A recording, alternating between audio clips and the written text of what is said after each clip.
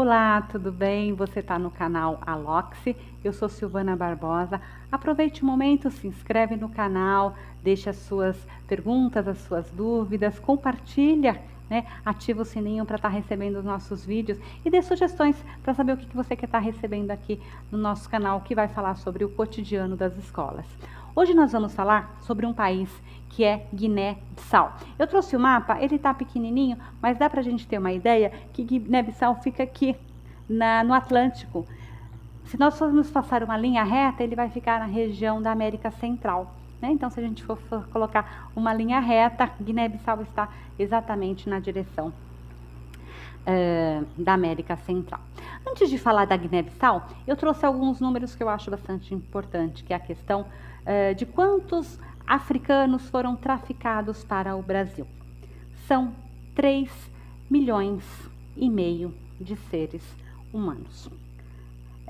Não é não é 10, não é 1.000, não é 1 milhão. São 3,5 milhões de pessoas que foram arrancadas da sua terra africana. De forma cruel, de forma violenta. Ninguém foi convidado para fazer turismo na América.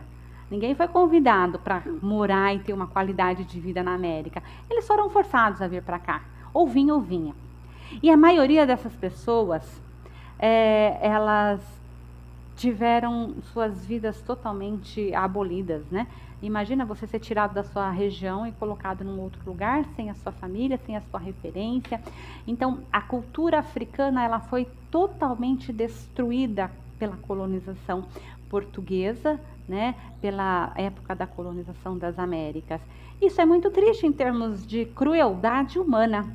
Então, se nós formos pensar o quanto nós devemos a esse povo, nós devemos muito.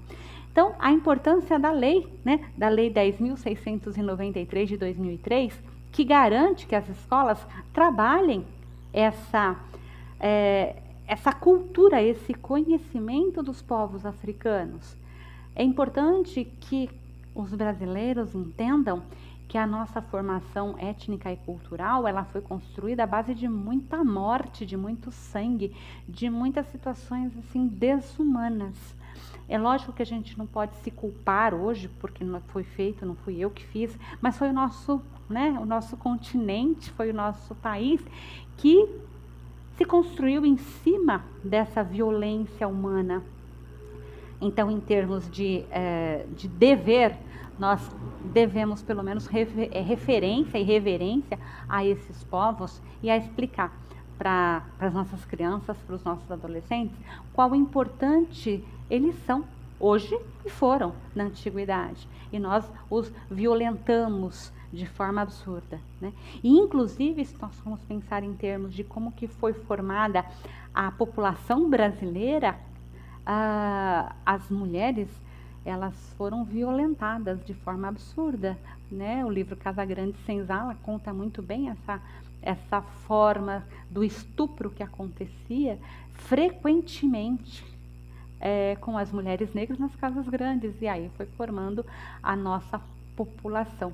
Então, isso, se a gente for pensar em termos de humanidade, é muito difícil de entender, né? Mas não aconteceu agora, mas nós precisamos sim que a nossa consciência tenha claro de que aconteceu. Não dá para simplesmente falar, não aconteceu. Nós simplesmente nos formamos um povo brasileiro a partir do índio, do português, do branco e do negro. E não entender como que foi, né? O negro, ele participou aqui porque ele quis? Não, ele foi obrigado a participar.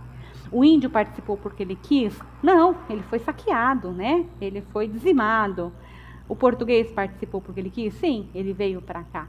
Então, se nós formos pensar em termos de formação, dois dos povos que estavam aqui não tinham a menor intenção de participar desse processo, mas participou.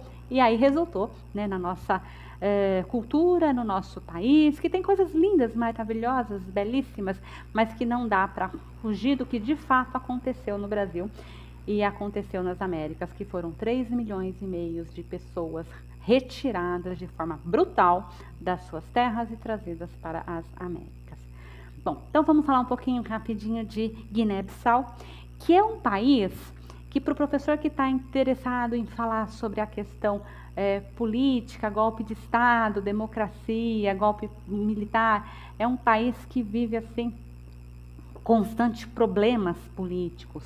A ONU tem acompanhado Guiné-Bissau, está sempre no noticiário. Para quem quiser acompanhar o noticiário da ONU, é interessante que sempre traz atualizações. Então, Guiné-Bissau é um país que ainda não está consolidada a sua democracia, vamos dizer assim. 10% apenas da população fala o português.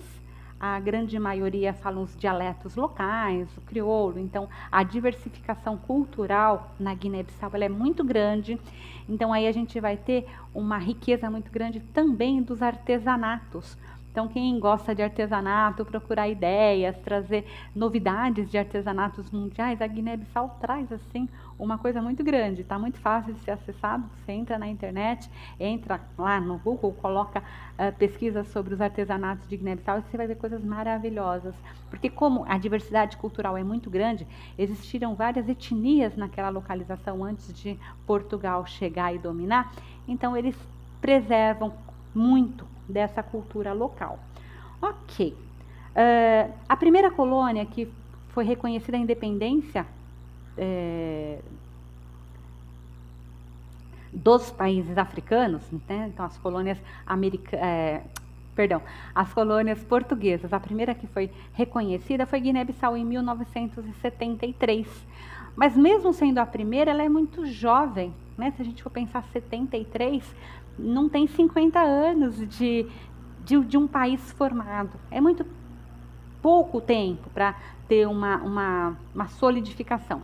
E ainda mais com o histórico que eu vou estar lendo para vocês, porque aconteceu muita coisa, né? Então, para o professor que quer acompanhar um pouquinho qual a importância da democracia, dá para estudar e fazer um paralelo sobre Guiné-Bissau.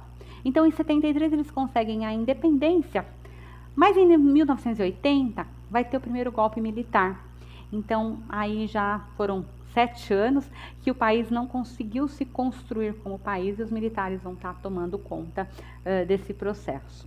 Em 94 começa uma abertura, né, para que a população participe, mas em 98 a população não concorda mais com essa abertura, ela queria que fosse uma abertura mais rápida e vai ter uma guerra civil.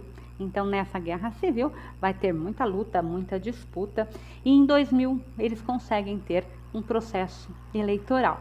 Então, aí eles votam nos seus candidatos. Ok. 2003, 3 anos depois, um outro golpe militar.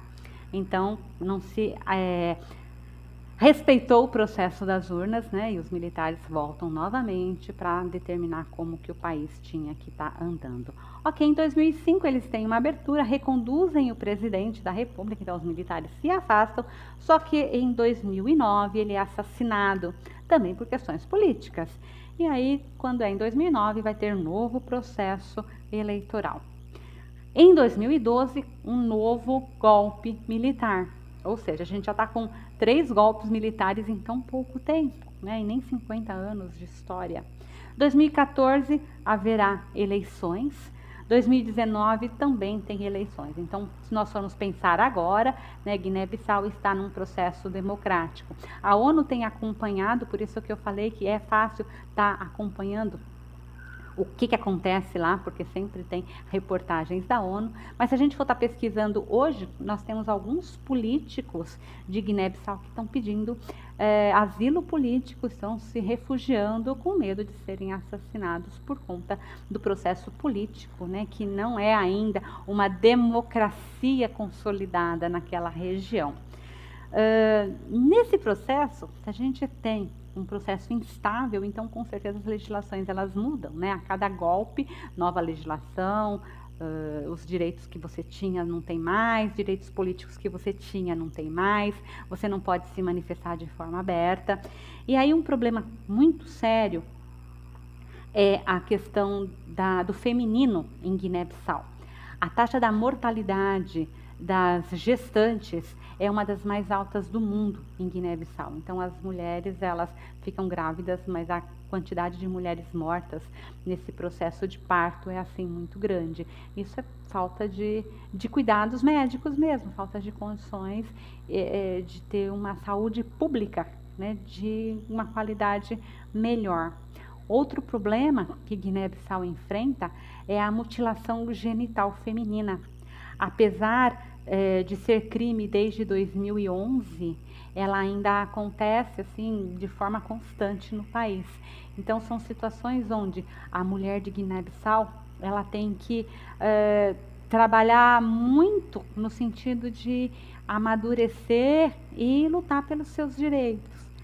E é uma cultura difícil até de se modificar, porque é uma coisa que passa de geração por geração, né, que hoje a ONU e a humanidade acham um absurdo essa mutilação genital, não tem o porquê ela acontecer, mas ainda em Guiné-Bissau ela acontece de forma escondida, porque é crime, mas ela ainda acontece. Então, os professores que queiram trabalhar com a questão da democracia, a questão do feminino, a questão dos direitos da mulher em relação ao seu próprio corpo, à sua própria sexualidade, Guiné-Bissau é um país que traz aí algumas indicações para estudo. E além da cultura, né, que se a gente for pensar em cultura diversificada, é um país que traz uma cultura belíssima. Como eu falei, um artesanato maravilhoso, vale a pena estar pesquisando. Então foi isso que eu trouxe hoje.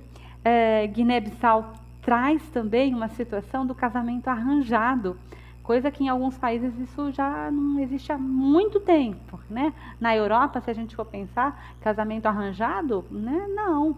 No Brasil, casamento arranjado também não existe mais. Mas em Guiné-Bissau isso é muito comum. As meninas até fugirem de casa por conta desses casamentos arranjados e acabarem indo para instituições pedindo ajuda porque elas não querem casar antes de terminarem os seus estudos, né? Então isso acaba sendo uma situação comum em Guiné-Bissau. Então fica a dica, vamos conhecer um pouco mais de Guiné-Bissau. E você está no canal Alox. Espero que você tenha gostado. Se gostou, deixe seu comentário e mais dicas do que você quer que nós trazemos aqui para este canal. Até breve!